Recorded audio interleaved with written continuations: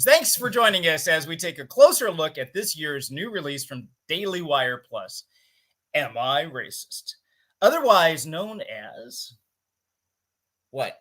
You saw the movie, not me. Oh,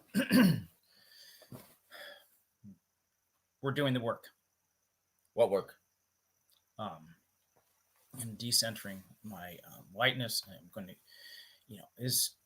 should I pay attention to him that he's black, or should I not? Should I know? Am I smiling too much? These are the problems with this whole situation, and we're going to dive into this movie and tell you whether it's good or not, whether there's good material here that could be used. And I saw it. He did not. I am John Newton, science fiction author, and this is Eric from Your Brother in Christ. Yeah, you may not believe this is actually me, but I'm getting in touch with, trying to go undercover here and to get to understand what they're thinking, what their logic is, and all this. So I offered to do his eyeliner, but he said no. Not get in touch with that. It's supposed to be more of a touchy-feely DEI type of thing. DEI. I don't know. It sounds like another letter people. It is. So since I saw it and he did not, I'm going to give you a rating from 1 to 10 on this movie. I would say it would be an 8.5. It's really kind of hard to rate this because this is totally different from all the other movies that we've been rating. And generally speaking, we are rating these from based on the type of material that the movie is, to say, hey, it's really good for this type of thing. And so for Am I Racist, this type of movie, which is a mockumentary, it's diving into the shady underworld of diversity, inclusion, and equity. And I'm doing that out of order on purpose. And it's trying to see it from the other side point of view and say, hey, how is this all supposed to fit together? We're going to break this down into different parts, and he's going to kind of interview me on some of these. And I will say right off the bat, we're going to talk about, this is going to be spoiler. We're going into spoiler territory right away with this. This is not something that we're going to be able to talk about a whole lot without getting into it. The movie I Am Racist, starring Matt Walsh, is a satirical documentary that explores the complexities and absurdities surrounding the diversity, equity, and inclusion industry. Walsh embarks on a humorous journey to examine whether he himself is racist, often adopting the role of a DEI expert to challenge the legitimacy of the industry's practices. His antics include creating a petition to rename the Washington Monument and interacting with various communities in attempts to expose the extremes of both sides of the debate. The film takes a mockumentary approach, blending comedy and social documentary. So this is where I guess you get to be a bit of an interviewer, since this is a different side. And if you guys don't mind, I'm going to lose this thing because... Man, it is tough. I'll keep the glasses, but I gotta lose that. Man, that is warm. Yeah, they get warm real quick. As someone who wears wigs regularly for videos, yeah, it gets warm pretty quick. Yeah, man, I could not do that. That is just too much. Definitely in the middle of summer, it sucks. So, first of all, what is DEI? Diversity, inclusivity, equity and inclusivity. Sorry, it is a means to be able to, I guess, break down racism and widen the fold, have a better understanding for race relations, and not just that, but inclusivity for all marginalized groups. That's what It sounds like a bowl of nothing. Well, you know what? I would say that it can start off as a good idea. I mean, even as Christians, we're to reach out and to Christianity is not just culturally based. It's not based just on one culture, right? It's not based on one race, right? Right. Not based off one language. One language or any of that, right?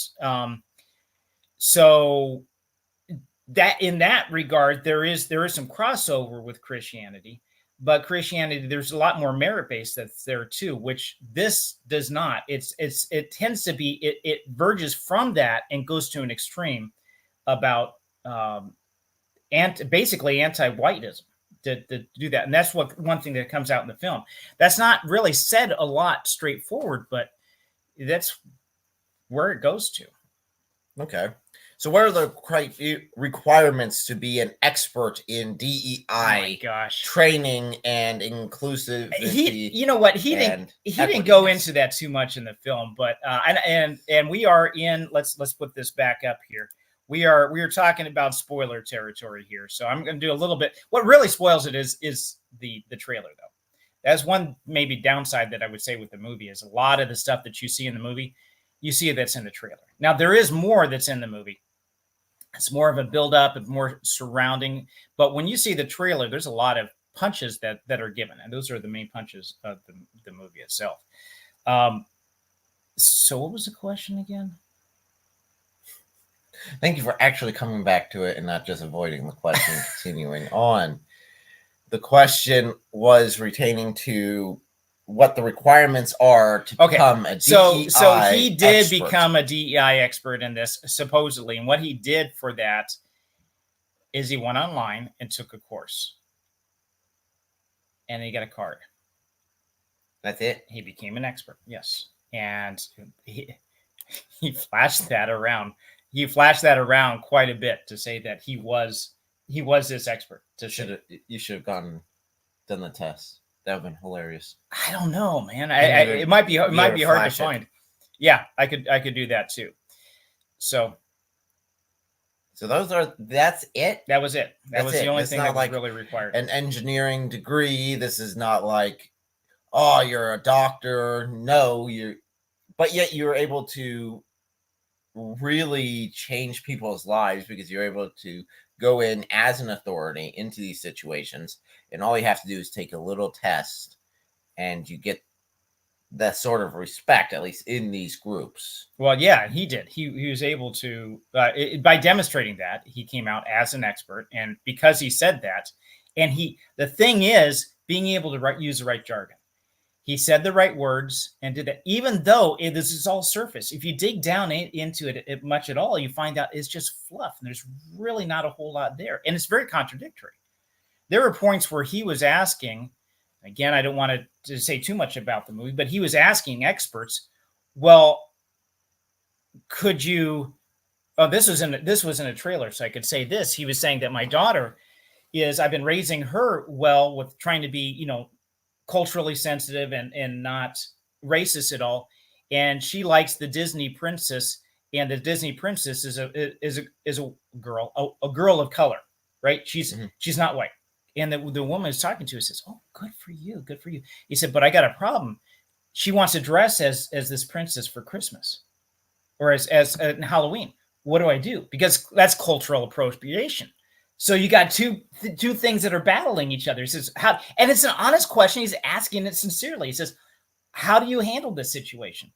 And basically he says, "Well, she can't do that because that would be cultural appropriation." So you're telling a young girl she can't do things because of her skin color. Exactly. But so you're limiting the woman's ability to follow through this, you actually become racist. By the older definition of the term, you become racist by following their mantras. It's better to say, because it seems like if you focus on it too much, you're making it too much of a focal point where it should just disappear and die. Right. Where, I guess, growing up, or at least in my experience, it just seems stupid. Well, see, that when I was growing up, the idea was to say, listen, we're all red and yellow, black and white. We're all precious in His sight. Skin tone, ethnic background, doesn't matter. In terms of where I live in this country, it's like, if, you're an American, we're all, following the Constitution. We're all waving the flag. It doesn't matter what color we are. It doesn't matter what our ethnic background is. Speak whatever language your heritage is at home. But, out here with everybody else, we're one community, right? And that doesn't matter. When he went down, okay, there is a point where Matt travels in the movie. And he goes down to places, let's say, maybe of southern, I don't want to say too much, but he goes down south. and he talks to both like rednecks and to black communities down south, and they're both basically telling him the same thing. He said, I don't care what a person's color or their background is, as long as they're a good person, it's no big deal. And he brings that up to one of his instructors. He says, well, didn't Martin Luther King say that judged by the character, not by the color of the skin? Right. Yeah. And she tells him, well, Martin Luther King said a lot of things. And basically she was just brushing it off as to say that that's no longer it. See, the new thing is it's by position of racism is defined by those who are in power. So my question is, well, if you go to Africa, some African nations, does that mean that they're inherently racist because, you walk in and you're a different skin tone than somebody else that's a native in that area? Where does that put you? It's the same thing. But I think the answer is no. They don't look at it that way. They just say that white people who are a minority in the world are dominant and therefore bad and should be shunned. That's what it kind of comes down to on some of this. It's amazing how we have this, but yet, pull the black president card, but the highest seat in office. Yeah. And he got in. Did a bunch of bad stuff, but you would not in an inherently racist country, you would not have that. No, he would never have got close. So, yeah. So, before I move on and talk about some other impressions, do you have any other questions for me? So, yeah. So what moments stood out the most for you? There were some really cringe moments in the whole thing, man. Matt Walsh, he's so deadpan on this. You can imagine him coming into, you see the trailer for this. I could not do what he does and he doesn't break character at all. And he asked these questions sincerely of these experts, and they paid these people to be on. Just a few of them, some hefty sums, just to come on for an interview and to ask some serious questions from a genuine point of view. And some of their answers were pretty enlightening. So I think that was the biggest part. Another one is they did a Jesse Smollett reenactment with him being Jesse Smollett, and that was funny. There's some comedy in here too with him. So yeah, very well done. Did the movie actually succeed in making its point, or do you think it fell short? I guess it would depend on what point of view you're coming from. See, this can be so polarizing. If you're from maybe the DEI camp, you might say, oh, this is very offensive, blah, blah, blah. But I would look at it saying, listen, he really is asking these. Yeah, he is setting them up, but he's asking serious questions from a genuine point of view. And they're showing their hand. They're revealing their hand as to say, if you confront somebody and say, well, is this inherently racist? And they said, no, it's not inherently racist. Then they describe it as being an inherently racist point of view or philosophy. And so, yeah, it was enlightening from that point of view to see what they were actually teaching. Okay. So would you recommend this movie? That's the other hard part. So you've already given it a high rating all in all. I would like to support. So there's two parts of this. One is I like to support Daily Wire in the fact of coming out and doing this, because they are confronting some things. We're going to talk about this in a minute. Some things are really damaging to our society. So it's good that from that point of view of supporting it. Do I think that you really need to go out and watch this? Nah. It's if you happen to catch it later, good. But I think what they're going to do is they're going to go from the movie directly to paid subscription on Daily Wire. I don't think this is going to be something that's going to come out. I don't think Amazon or Netflix is going to show this. You don't think I'm guessing not. So if you want to catch how much this, money it makes. Well, maybe they'll probably sell it as DVD on there or something like that. They go to DVD. They won't promote it, but it'll be there because it makes money. That's a good point. They won't push it because it's not their identity they want to put forth, but they still want it. I would say if you want to see this and you don't want to get their streaming service and pay the Daily Wire, probably catch it in a theater now, or maybe take the chance and see if it comes out on Amazon or another streaming service later. But it wouldn't be streaming. It would be just Because Daily Wire, if you look at What is a Woman, that's not on Amazon, is it?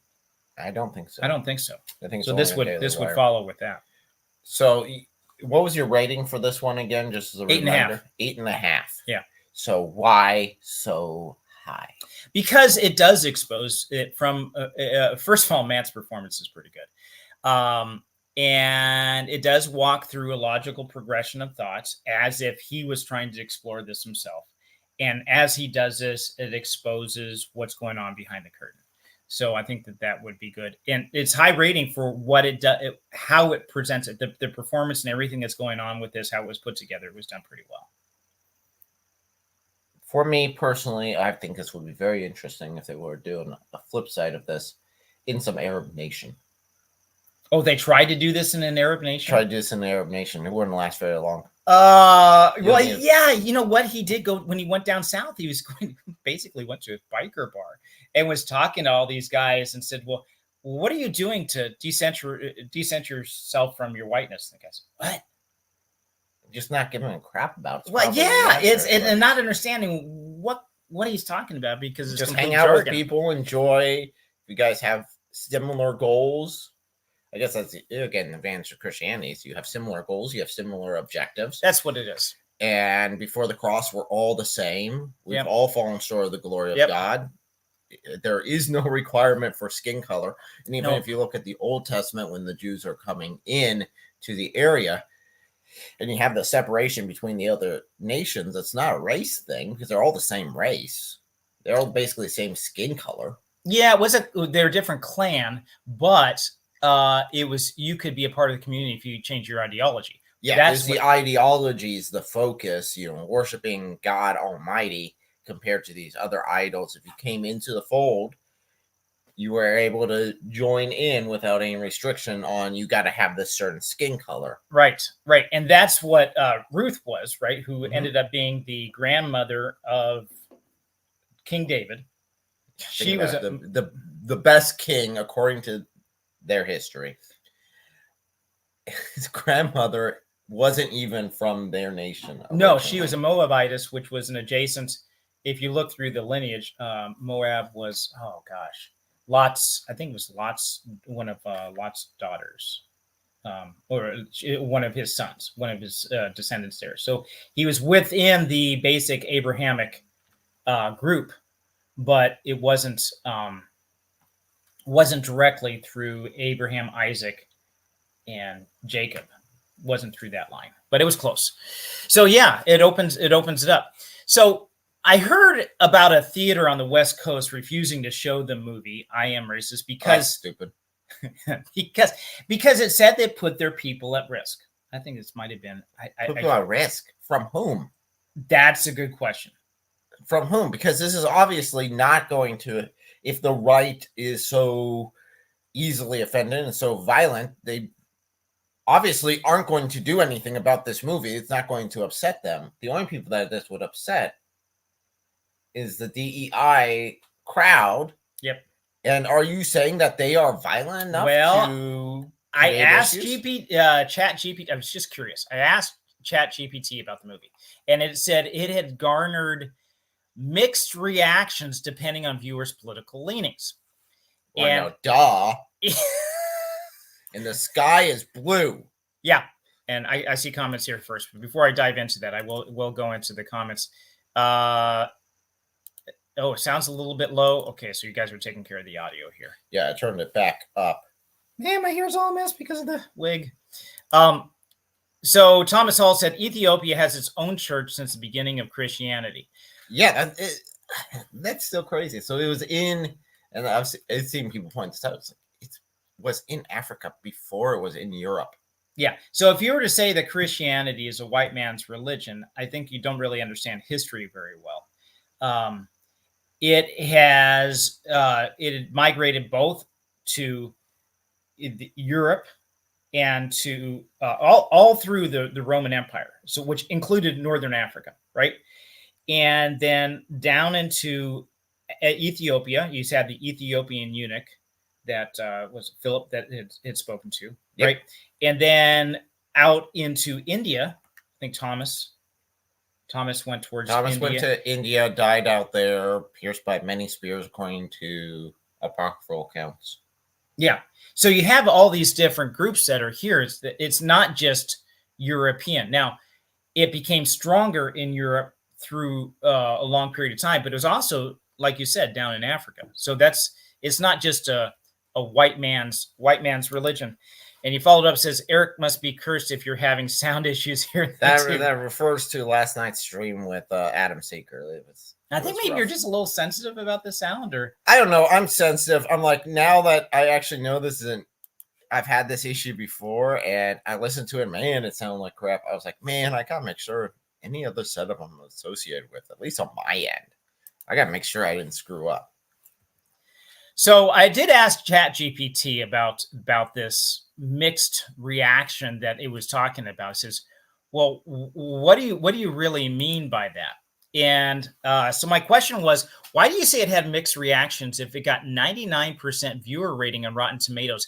And if you look at Rotten Tomatoes, I don't know if they changed it, but as of yesterday, 99%, you got the popcorn one, you got the tomato one, reviews on that. I don't trust Rotten Tomatoes a whole lot. But it did have, the viewer reaction was 99%. I don't know if I've ever seen it that high before. But then you have Rotten Tomatoes was blank. It was grayed out.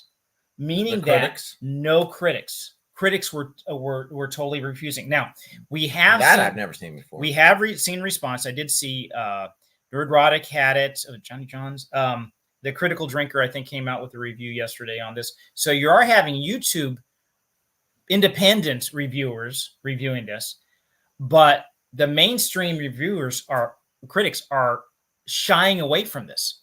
So that was my question to Chat. I asked ChatGPT because saying that maybe leftist leaning or whatever, they would have a better view on this, and it says why would they not do it? He said the movie I Am Racist indeed has very high audience rating with a 99% score on Rotten Tomatoes. However, the mixed reactions I mentioned refer to polarized opinions the film has generated, especially between different political groups.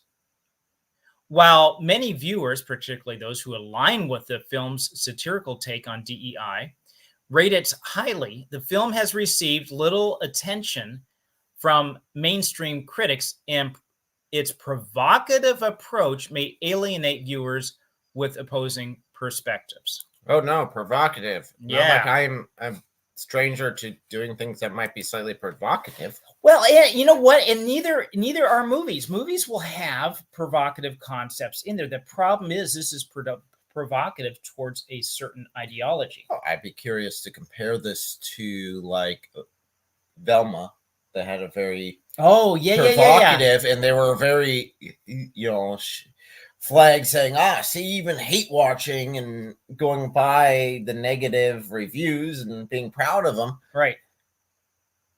I would be curious to see what ChatGPT has to say in comparison to that. That'd be interesting. Now, remember, ChatGPT does nothing more than go out there, glean the data, bring it back in, but there's rules that are around it. And we did a review on ChatGPT. I thought one of the rules was it wasn't supposed to be, accessing current media. That's changed. I was about ready to say it has changed. Seems like that might have changed. Yeah, it has. A few months ago, it now does active media. So continuing the discussion with ChatGPT, it said, I said, it's very odd that mainstream critics have avoided reviewing a popular movie highly rated by viewers. It's like there are lower stuff, B-rated movies that get far viewer views that they're reporting on. Oh, yeah. But they're not reporting on this. Could it be that there is a climate among mainstream critics that discourages them from reviewing a movie they would otherwise review? And the answer was, it is possible that I Am Racist is not being reviewed by mainstream critics due to the film's politically charged nature and divisive topics it addresses, such as DEI and race relations. The film is produced by Daily Wire, a conservative media company known for its outspoken criticism of progressive ideologies, which could deter some critics from engaging. Maybe some, but not all. In today's media landscape, many critics feel pressure to align with the dominant cultural narratives, especially on sensitive issues like race and identity. Since the film directly challenges DEI culture and presents a satirical take on these topics, critics who might be sympathetic to the film's message could face backlash if they were given a positive review. On the other hand, critics who disagree with the film's perspective might avoid reviewing it to steer clear of controversy or being seen as dismissive of such sensitive issues. This kind of self-censoring can be influenced by fear of damaging reputations or alienating readership, particularly when a film's message conflicts with the widely accepted social and political views of the media world. That's the key. Thus, the silence of mainstream critics might reflect a reluctance to engage in the film's content rather than judgment on its quality. I think it's very telling. It's just saying they're afraid. They lose a reputation. There's a climate within the message conflicts with widely accepted political views in the media world. The media world does not want this, basically, is what it's saying. It's being, we got the answer right there. DEI are the people in power? Ooh. Would that not, by their own criteria, as we discussed beforehand, make them the racists? Yes. So by that definition that they use, yes. By their own definition, they're racist. And because of that, they're keeping possibly some of these critics who are not the same skin color as themselves from watching a movie and doing their job that they are paid to do in order to review movies out of fear of being discriminated against. Well, yeah. Well, they would be ostracized by their own community. Therefore, they won't do it. They won't say whether it was good or not. They won't say whatever. They just back off. Well, that's so stupid because they could even just go on there and just say this is a bad movie. That was, this is so offensive. No one should go watch it. But they're even too scared to do. Yeah. See, I don't understand that. They would usually that's usually the type of tripe that you would hear, but you don't. And so, okay, So why would I even look at this type? Why would I even look at this movie? We usually do science fiction, maybe some other, Christian movies or other popular movies that are coming out. And this was popular. This was, I guess you can say from a Christian perspective, kind of sorted. It was just more or less investigative journalism is what it was. But it's leaning toward the political side. And I do my best to stay out of politics as much as possible. But why would I delve into this territory? Because of its effect on society and particularly on music, literature and movies, how it affects that. Because if that is the gateway and they're not allowing, the critics are the ones who are willingly trying to stop this movie just because it's not aligned with their perspectives, then I can imagine other media having gateway guardians similar to that. Yeah. People who are watching saying, if you don't align with XYZ, then we're not going to publish your book, or we're not going to promote your movie, or we're not going to even engage with you at all, which seems to be very discriminative. Oh yeah. So let's take a moment and talk about, I'm going to open this up to the chat a little bit here too, and to you. How have DEI policies contributed to division rather than unity? This is DEI again, is diversity, equity, and inclusion. It sounds good on the surface, but how has the policies that are with it actually increased the divide? Very easy. We can look at that in different companies that have tried to apply this requirements, diversity hires. They're not looking at the merit of what you're able to do. They're not looking at you as a person. They're looking at you as part of this group. Your identity. That needs to be put into, as a goodie point for them to say, see, we're so diverse. We're hiring. Oh, we'll hire Black people because that we can have them slotted in, and it increases expectations on them. Also leads to, if they're not in by their merits, if they're just in by their skin color, they might not be qualified for this position, which leads them to feel frustrated and feel failure because they're not in a position that they should be in. Not because they're merit. Because they just are not able to do it. Right. Which is incredibly mean to them. So, and then you also have people that are qualified that maybe would have some of those boxes checked with them in whatever marginalized groups that they might be in. That's the term that's used for it, marginalized groups. If I let's say that where's my wig? Let's say that I'm a black woman, paraplegic, or a paraplegic black woman. Okay, so I'm handicapped, but I am probably one of the best programmers this side of the Mississippi. And I get hired into an organization. People might look at me and wonder if I am a diversity hire. Yeah. To say that I'm there not because of my qualifications, but because of the 3 check boxes that I've just filled and got them off. Now, the company itself is on the hook because it is required by some laws or organizational restrictions and so forth to have those hires, correct? Correct.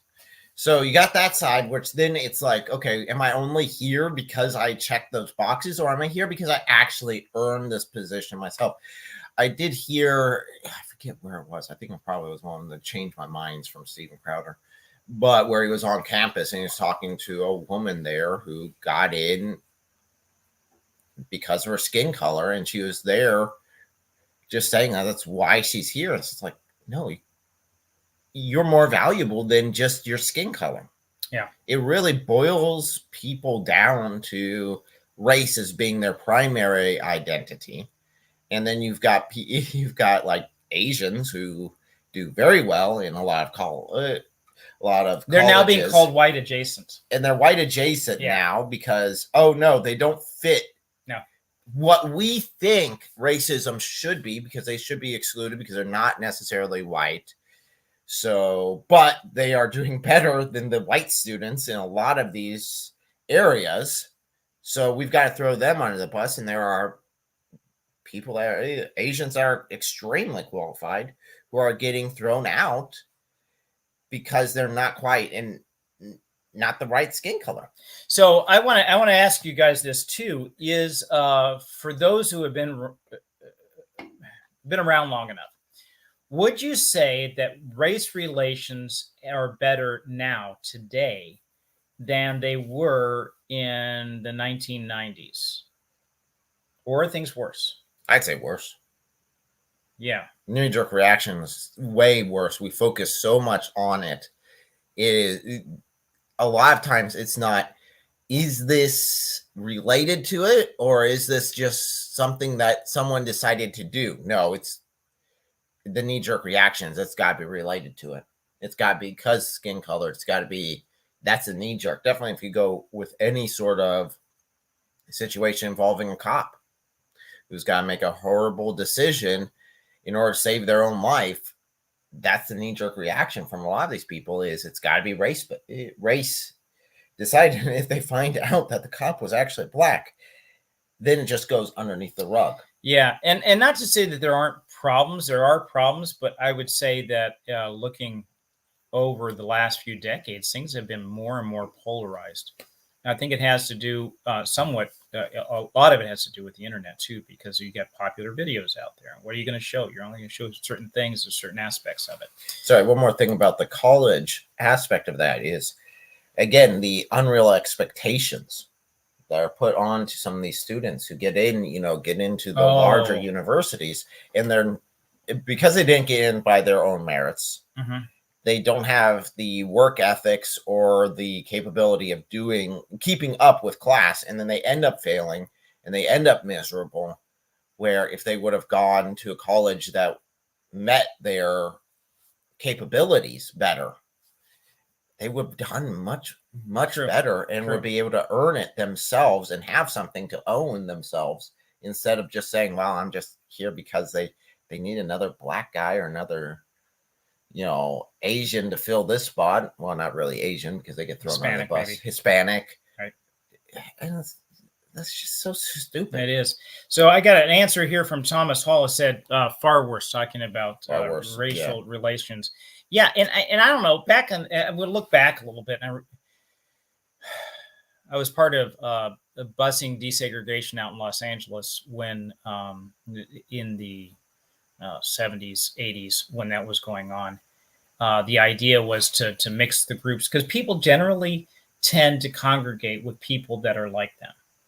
And so you'll have a natural segregation. Nothing necessarily that's imposed. People just feel more comfortable that way.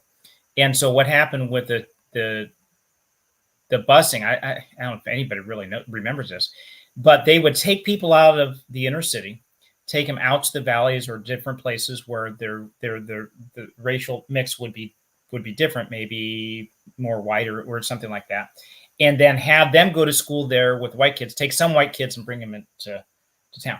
There were all sorts of problems with that. It just the logistics of moving them around and everything, and it was a bit of a nightmare. But the intention was good, is that you mix the groups together and then they find out, hey, they're people just like me. And I think some of it was because the Watts riots that were happening in the 60s. This was a response to that. I gotta say, it's looking at my own kids and seeing how they, whenever we take them to parks, how they don't care. They go play with whatever kid wants to play with them. Right. Doesn't matter. It doesn't matter skin color. Who cares? They're fun. So when this relates to Christianity, I want to bring up a verse for this to say that Christianity it doesn't matter what race we are, what background. Now sin matters. How we respond to Christ matters. But this is in Revelation chapter 7, verse 9. This is John speaking. It says, after this I looked, and behold, a great multitude in heaven that no one could number, from every nation, from all tribes and peoples and languages, standing before the throne and before the Lamb, clothed in white robes with palm branches in their hands. So this is the church. Christianity is not just, we talked about this earlier, not just being one particular race or ethnicity or cultural background or anything like this. This is broad. The message can be transported anywhere around the world, and that doesn't matter. So how has DEI and woke narratives affected books and movies? And I'm not just talking about strong female characters, protagonists and diverse characters, but also about there's other things that are here. Now, this was put out by Dr. Frank Turek from Cross Examined. There was a video that he came out with. I've got the link in the description below, but he says 5 points. I'm going to break it down into 6 points. He said, this is the problem with this type of mentality, this DEI thinking. He said, the world is divided. This is the philosophy of DEI.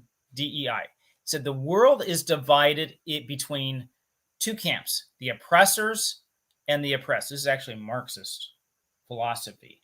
It used to be between the workers and the business owners. And it switched over then to just generally the oppressed and the oppressors, which those would have been. But now it's talking about specifically more about race. So this is cultural Marxism. Why would that even be an issue? Talking about dividing between the oppressed and the oppressors. Why is that? What's that? There are people in the world that are oppressing others. Why shouldn't we take a look at the world through those lenses? Well, the generalizations, those statements, those same statements, it goes long before Marxism. It goes long before, as far as history goes. It is us versus them mentality.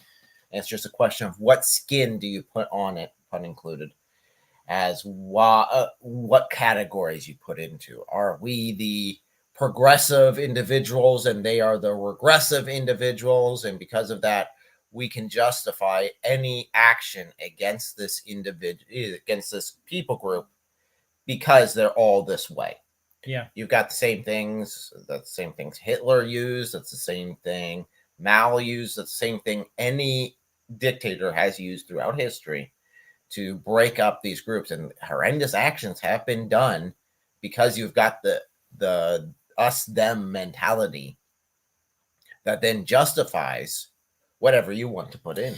So yeah, and the other thing here too is that I think being aware of this is good. Just to know, say, okay, now I see this. I recognize this as being a philosophy that is out there, and it's not the philosophy that the Bible really teaches. That there are now you do have people that are oppressing. You do have people that are being oppressed, but dividing the world strictly upon those terms, it's like you're seeing the world through a lens that is only allowing one frequency through one color through at a time, and so you only see the world that way, and that prevents you from seeing the world in other ways, because there's other ways that you can divide up the world between those who have knowledge, those who don't, or those that are following God and those who are not. So there are other ways that you can divide it too. The second thing he talks about is group identity trumps individual identity. It's not you and your accomplishments, but it's the identity groups that I have set up that now I can put you in these different boxes. Yes. And because you're in this box, you automatically act this way. I can't view Kobe Bryant as being oppressed with all his millions of dollars compared to a homeless guy, a homeless white guy, or Asian guy, homeless Asian guy. It's not the same thing. This guy who's on the streets is not the oppressor, and he is not the Kobe Bryant is not the victim. Now maybe he's suffered some victimization in his life, but we all have. And I wouldn't say vice versa either. Just because of his success, he doesn't instantly become part of the oppressor group. In that concept of just this entire category of people right must be evil because they fit this category I want to put them in is very flawed. You're not looking at the individuals, you're looking at the entire made up people group. Another example of this would be the term Zionists that are thrown around by a lot of Dawaists. And I've seen Ali Dawa throw that around, and he's like, they're all war criminals. They're war criminals. It's like, and he's talking to a random Jew on the street. He has no concept of who this person is or what this person's doing. In fact, he's confronting him outside of a charity the guy works at. Yeah. And he's there accusing him of all these things. And it's like, you don't know that. You don't know that this person is this way. For all you know, for everything you know, I mean, that guy could actually agree with you. Yeah, I think the same thing would be say about when we I think we need to be aware of this too about ourselves, and we don't automatically put people in different groups and categories and say that, like, for example, all Muslims are a certain way. They all think this certain way, and that's not true. Now, there is an ideology that comes with fundamental Islam that would have somebody have a certain point of view. But then to say they're all the same character, they're all looking for the same thing, they're all responding the same way, they all have the same history, is not true. That there are individuals there as well across the board. No, I'd say that's one of the strong suits of the live streams I do. Is I allow them to speak for themselves and actually put it, and I give them a clean slate when they come up. They're not putting it on. Now they might apply to some of the Dawaist tactics and start using that sort of mentality. And it's like, okay, I see where you're subscribed to. I see the list of subscriptions you have by the words that you're using. But you don't just throw them in that category and instantly like, nope, you're just part of that group. Right. I don't need to talk to you. I don't need to review your movies. I don't need to look at your points or actually value your opinion in any way, shape, or form because you're part of that group I don't happen to like. Thomas Hall brings up a good point. He said, I get the satire, talking of the movie. Perhaps it's necessary, but someone who spent most of his life in cynicism and bitterness, this shouldn't be our only form of attack. I would agree. I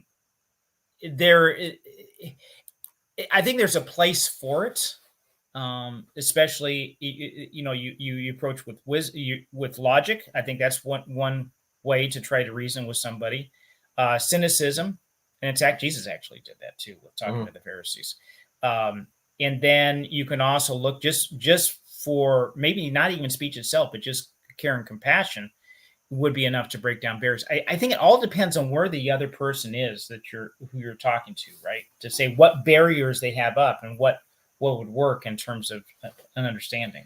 At the same time, as this ideology, as well as other ideologies, keep going to the absolute extremes, things like Queers for Palestine, that sort of stuff, that stuff needs to get called out and needs to be shown for what it is. Yep. And sometimes the only way to do that is through satire and just say, guys, is this really what you're saying here? Are you aware of all the outcomes of this? Are you aware if you went to a Muslim nation and did the same thing there, you would be instantly executed because of your sexual identity or whatever? It's just, no, sometimes these things need to get called out. It needs to be shown for what it is, and satire definitely has a place in it.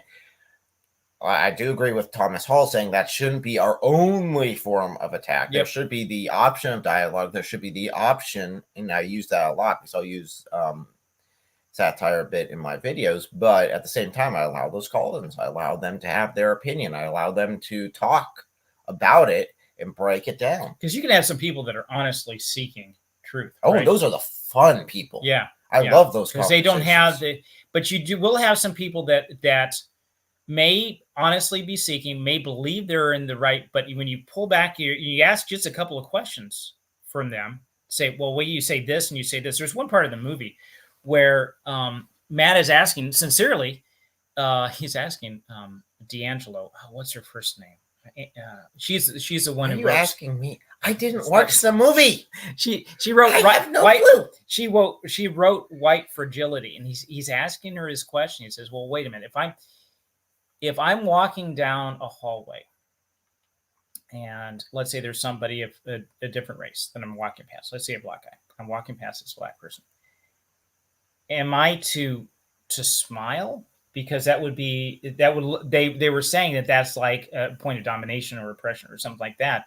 To smile? Yes, to do that or should I not? Should I notice the person or not notice the person? So I should glare at everyone? Because he's pointing out that, listen, I'm being told different things. Like, should I do this or should I not do this? Should I notice a person, not notice? Should I smile or not smile? And the answer was, well, there really was no answer.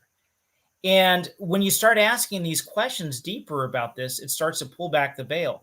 And from his point of view, he was asking it as a seeker of truth, and when and not as an attacker. If you're attacking, they're automatically say, I don't want to talk to you. The defenses are up, or there's some key talking points. I'll give you the talking points, and that's it. But if you're a seeker, then they work with you to try to find the solution. And they say, well, you know what? I don't know. And you get the honest answer that comes out of it. So there is that aspect of it. How about we stop making up arbitrary rules and randomly throwing them out without any actual path, and just judge people based upon the merit of their work. Yes. And if character their heart. If someone is smiling at you, assume that they are friendly or that you have something weird on your face. That could be. Or you look rather goofy. Look rather goofy, but they are happy. I'm going to put because you're there. On. So there's several. There's the 5 things that Dr. Turek was talking about. One was the world is divided between the oppressed and the oppressors. This is what DEI philosophy is in a nutshell. There's more to it than this, but this is kind of boiling it down. The second thing is group identity trumps individual identity. Number 3, our moral duty is to free the oppressors, those being oppressed, and the ends justify the means. So whatever I can do to free the oppressed, it doesn't matter. Whenever take all means necessary, whenever you hear that phrase, that's a red flag. That's a very dangerous phrase. Yeah, because I'm willing to do whatever it takes. Yeah, to do that. And that's not even true. I mean, if you can't even say that about spreading the gospel. By all, whatever it takes, spread the gospel. It's like, well, are you willing to kill people in order to force conversion. Well, no, that would be against the entire concept of the gospel. Another one, number 4, is experience is better than reason. So I have my lived experience. So you can argue all you want. You can have logic. Your logic doesn't mean anything. It's a Western construct. It's not sensitive to other cultures' way of thinking. Stop using logic. I have lived experience. Well, in a way, there's some truth to that. C.S. Lewis said the man with experience has better argument, wins over a man with experience. I'm not quoting him quite right, but if you have experience in something, it's very hard for you to change your mind if someone gives you logic to say, well, logic is blah, blah, blah. You kind of look at them and say, something's flawed with your logic because I've done this and I know this isn't true. It's sort of like, I don't know. Humans can't swim. The logic that they would give is humans can't swim because people drown, and say, well, no, I was on a swim team and my best stroke was the backstroke. So what are you talking about? There's some flawed there. Number 5, oppressors use reason to hide their oppression. So the reason is vilified for DEI. You can't, for that philosophy, you cannot, don't try to use reason because it's the language of the oppressors is to use reason. Well, to a certain point, I could see there, because they could use logic to try to justify what actions they're making. But if you follow the logic to its conclusion, you're going to end up in trouble. So it's not so much they're wrong about it being that logic is the language of the oppressor. No, it is selective logic. Flawed logic. Yeah. That's the language of the oppressor. You actually follow logic to, its logical conclusion, and it doesn't make any sense because obviously if you're just discriminating against someone based upon their skin color alone, that doesn't make any logical sense. Yeah, it doesn't. The 6th thing is individuals with multiple oppressed group experience. They experience oppression in unique ways. This is intersectionality. And so, well, you're you just have one checkbox of being in an oppressed or marginalized group, but I'm in 6. So therefore I have a higher hierarchy and my lived experience is unique. And because I have unique experience, I don't have to listen to anything you say. You have to listen to what I say.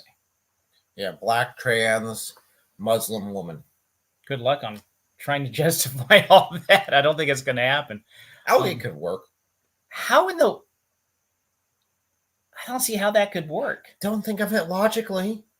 Oh, yeah, that's true. That's true. A black woman who is a Muslim that's also trans. So I would say there's hope on the horizon with this, is that this kind of philosophy, the DEI philosophy, I think is starting to show cracks in it, and it is starting to fade. That you have people that are challenging it. There are some large corporations that are starting to drop this. I was working for a company that brought us all together. It was very weird because usually when the whole company was brought together, it was something like, we're going to do a quarterly report. We're going to talk about a new direction we're taking. A new product is coming out. We're going to introduce this and everything. They brought us all together, and the HR representative was in front, and she went through talking about how we need to be open to basically was transgenderism and a bunch of other things were coming in, and we have to all accept it. It was I was this close to, I don't even know if I would get in my 2-week resignation. I was about this close to quitting my job on this, just walking out to say I'm done. But I was thinking if I stay, there are ways that I can maybe influence and make a difference here. But that type of thing, I think, is starting to lose ground. I'm going to try to do some research to see if it is starting to crumble. But from what I understand, there are companies that are starting to let go of that. Thomas Hall, they have to survive. It's not sustainable. Yeah. So there's some questions about Boeing. Boeing had some recent failures, and they're very big on hiring according to the DEI principles. Well, even the concept of hiring to the DEI principles themselves is a losing business strategy, because if you're going up against someone who is hiring primarily on merit, and you're always saying, okay, well, you got to make sure they're checking the right boxes, and we got to make sure we've got the right people. Your competition is snatching up the best of the best, and you're allowing them to snatch up the best of the best because you're turning them away because you want to get the check boxes done. And that's not even bringing in the aspect of the public getting involved, which we've definitely seen that, where people are just saying, you guys are being a bunch of jerks. Yes. Going over these people. So if you're in competition like that, and I mean, if it's a cutthroat economy, you're going to lose out. And definitely now where we're having, the economy is not doing too great. You've got to have the best of the best in order to make ends meet. And I think we will see more of that as the rubber meets the road. Yep, I would agree. I think you are seeing some trends, changes. There's light at the end of the tunnel. And I think most people just agree with that. If you do your job, I don't care what check boxes you have there. Just, do a good job and you work well with other people. That works. Dependable worker. Thomas Hall said, fighting racism with racism will only lead to changing places, the oppressor and the oppressed. It will not fix racism. Yeah, it would also raise the temperature in terms of bitterness. I think on both sides. You'll never be same. You have that in college now. I'm sorry, the racism with racism will never lead to it. Will just continue to lead to it. You have in colleges now where they're talking about, and this was a few years back, where they're talking about having black only graduations, where white students aren't allowed to be there, or black only dorms. I'm sitting there like, no, that was bad, right? Yeah, at what point we're trying to get segregation away from that. was bad? Yeah.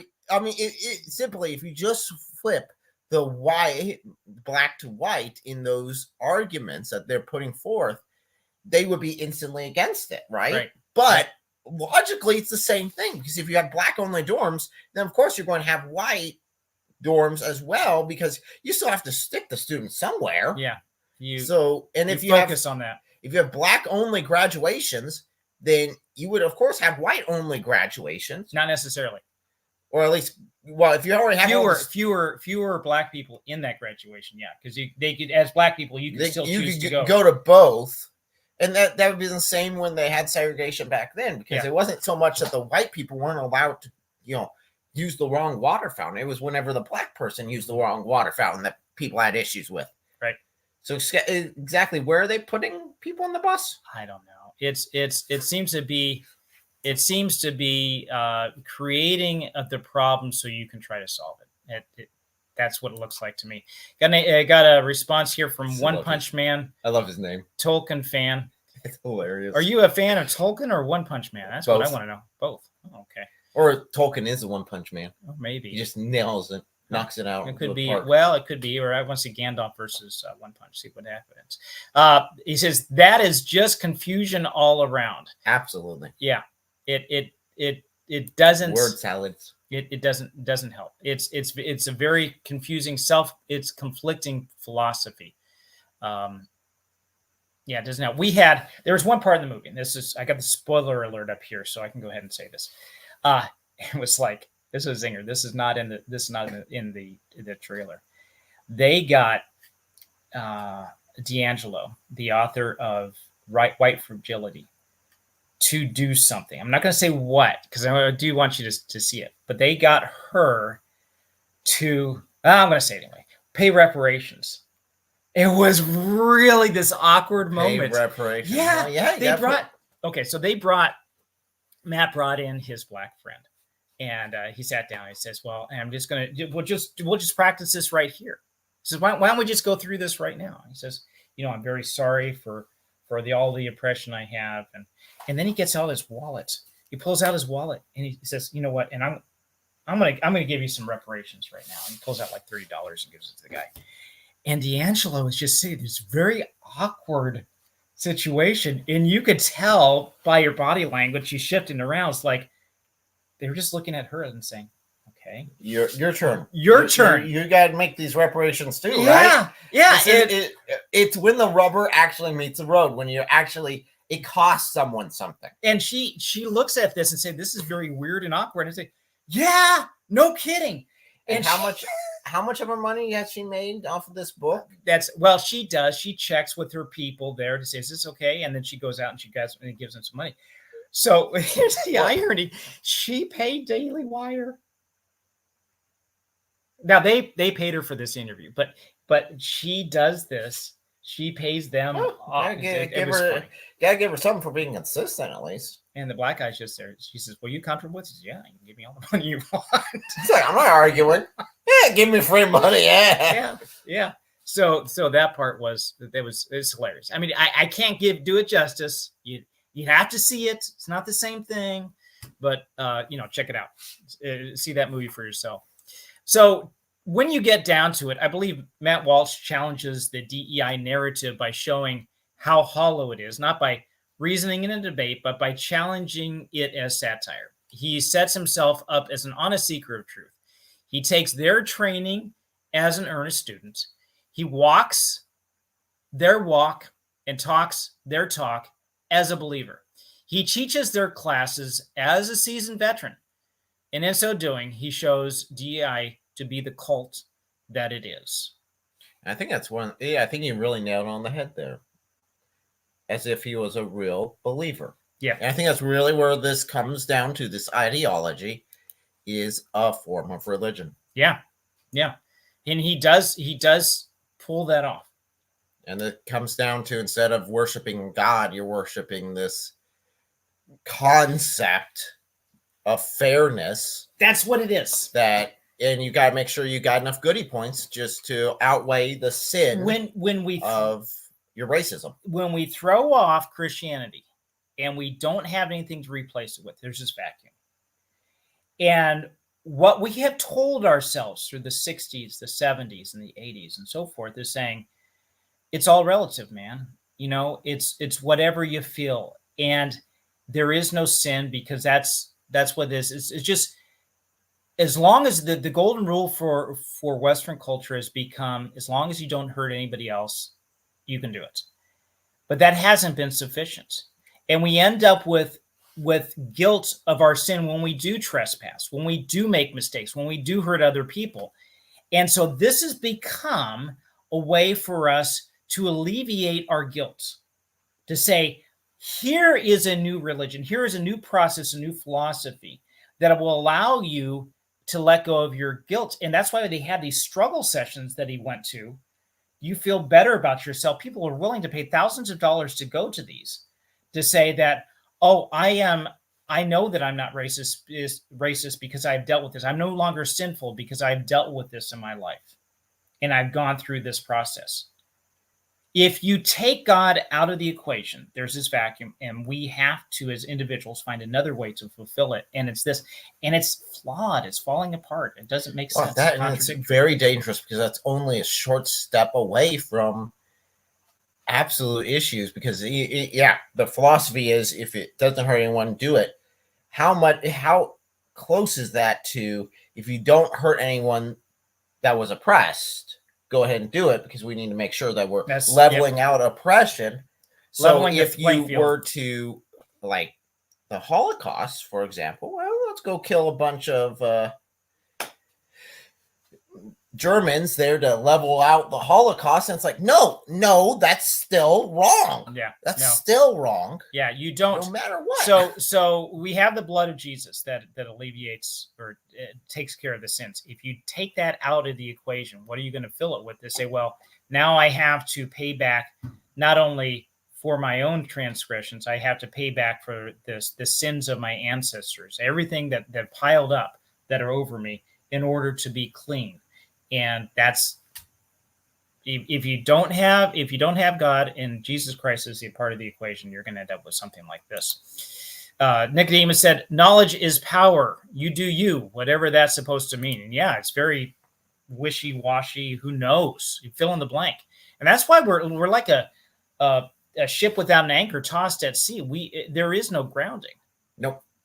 Flail around, and this DIE thing is something that we're reaching out to, is to hope to tie it down, to give us some support. Well, even then, the DEI itself is always shifting, always changing. It's all moral relativism. Yeah, you don't have any actual foundation to it with absolute morality.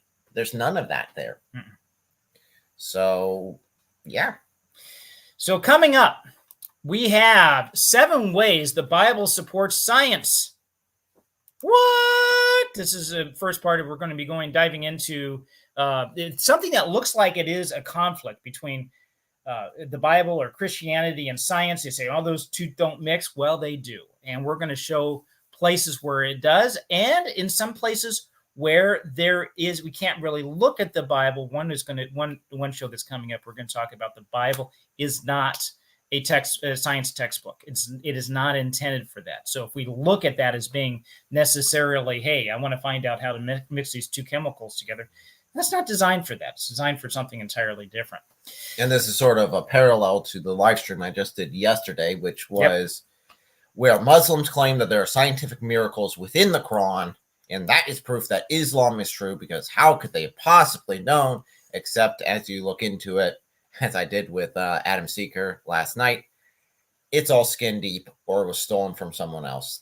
It's not that. And the Quran is even making the claim itself. Is Muslims nowadays making the claim that it's scientific miracles in the Quran? It's very clear that the Quran didn't intend it to be scientific miracles. Yeah.